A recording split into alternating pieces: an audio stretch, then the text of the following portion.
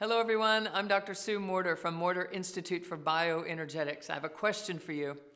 You ever wonder why things are happening in your life? Why is this happening in my life? And why do I have to deal with this? And how in the world do I shift it, etc.? Right. So I want to invite you to change a simple thing that could change the entire way that information gets stored in your memory, how your subconscious continues to reference it, and the amount of defense physiology or angst in your body that gets set up in motion because of the very perspective of how we're looking at it. And that is an invitation for you to change the question from why is this even happening to me to why is this happening for me?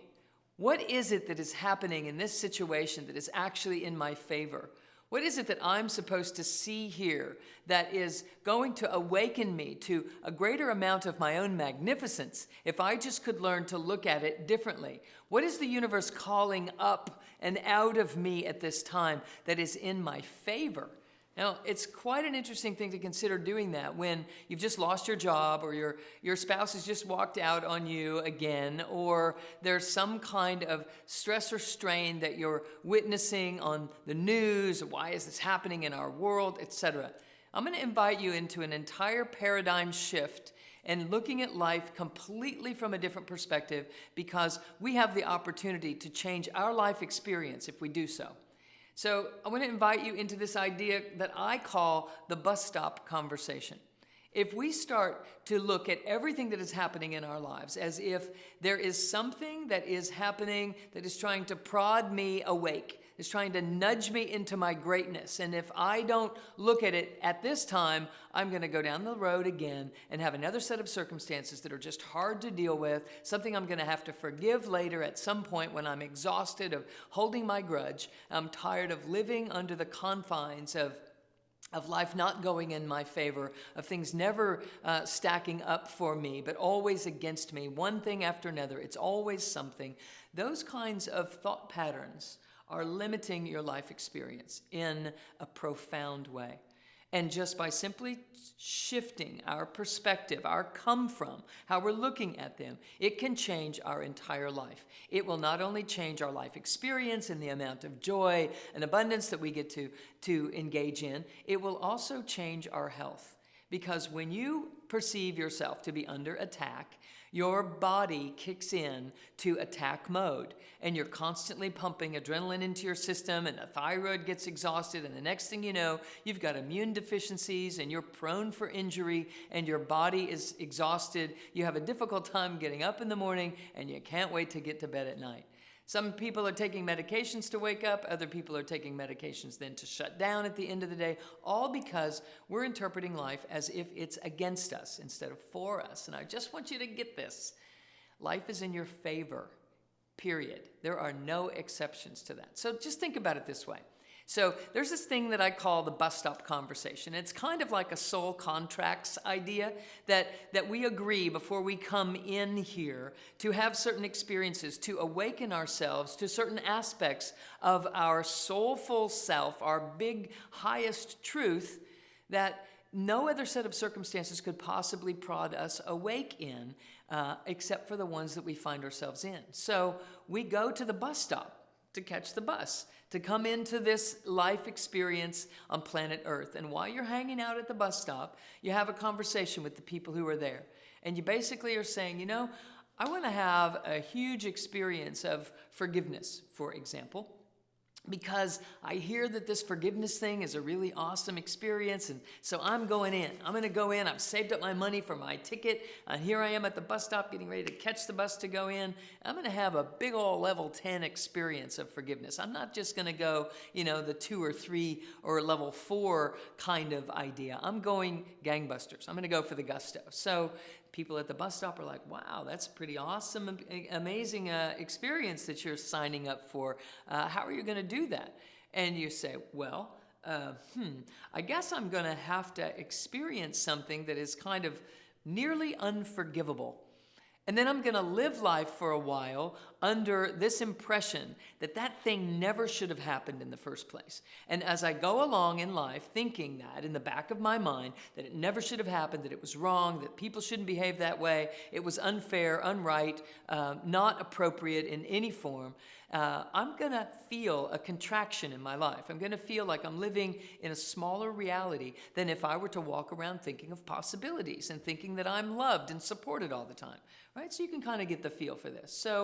So now, after living that way for a long enough period, what we're actually going to start to experience is a compression in our energy field, a surgence of fight or flight, rise to the occasion, warrior kind of chemistry and physiology in the body, which will ultimately lead to a breakdown in the cells and exhaustion in the systems. And the next thing you know, you're going to be sick or tired or worn out or apathetic or depressed and maybe even a little paranoid about why life is just so negative, constantly looking over your shoulder for the next time you're going to get duped just like that again. And so there's a moment that you could flip this. And this is a moment where it actually happens for more people than not.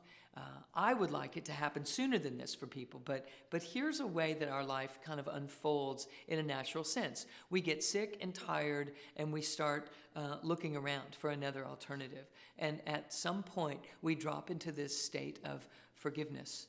We drop into this idea that, it's not worth it. If I'm holding on to this grudge and it's costing me my life and my health and my relationships and my attitude, and it's causing me to feel depressed or broken in some way, then I'm going to just let it go. And as we let it go, we immediately start to feel an upliftment and a possibility again, and life becomes more optimistic automatically. All because we let go of something in our minds and we let our hearts be a little more free again. And so what I want you to get is that down the road at some point, if we're ever going to forgive it, wouldn't it behoove us to forgive it sooner? In fact, there's something even more that we could do sooner than that doesn't even require forgiveness. And that's an entire paradigm shift that allows us to recognize that at the bus stop, we requested that this thing occur so that we could, at some point, reach inside ourselves and find that place that is just okay, accepting, able to be present with the circumstances that have unfolded so that we could feel and experience ourselves as this magnificent creator that is capable of forgiveness, that is capable of acceptance, that is capable of flow all the time. So the point is this. At the bus stop, we request the circumstances that are occurring in our lives so that we can recognize our magnificence, so that we can pull ourselves forward in a way that no other set of circumstances would have possibly called forth from us other than these. So the hardest thing that has happened in your life is most likely the greatest gift in your life. And that gift remains unpacked if you remain unforgiven.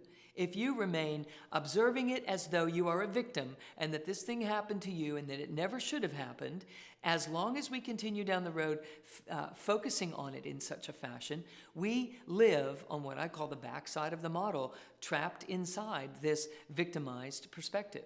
So if we just were to flip it and say, some part of my highest self requested this set of circumstances so that the whole of me could wake up and recognize my greatness. And because of these circumstances, I'm unpacking, I'm unfolding, and in fact, I'm flourishing and I'm blossoming into my true magnificent self.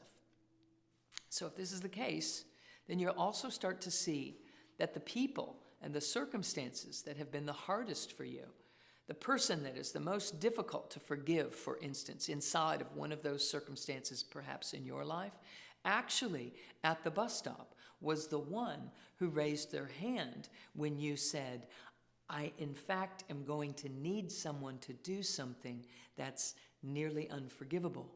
Who will do that? So at the bus stop, the conversation circles around. People are throwing out ideas. You say, it has to be something really big, like somebody drinks too much at happy hour, gets behind the wheel, knowing better, knowing that's not what we do. They get drunk, they cross the center line, hit my car, take my family, and cripple me, or something like that. In the whole of that circumstance, we can certainly build a case for how that was wrong and never should have happened. And there's another way of looking at it. If in the midst of that, that was part of my request, and I requested that someone be that perpetrator, then that individual that crossed the center line is actually the one who cared the most. Because at the bus stop, who wants that role? Who's going to raise their hand to be the bad guy? And so in this, it's part of a bigger conversation, but it is something that just tapping into this idea. When I travel around the world, speaking to tens of thousands of people, hundreds of thousands of people, in the course of the years that I've been teaching, the thing that brings people forward with tears in their eyes and an opening in their heart to say to me, "You changed my life," it's because of this kind of a moment where the flip happens and we decide that everything that's happening in our lives is part of a bus stop conversation that we requested. And when they set themselves free in that kind of a way, everything begins to unpack and unfold.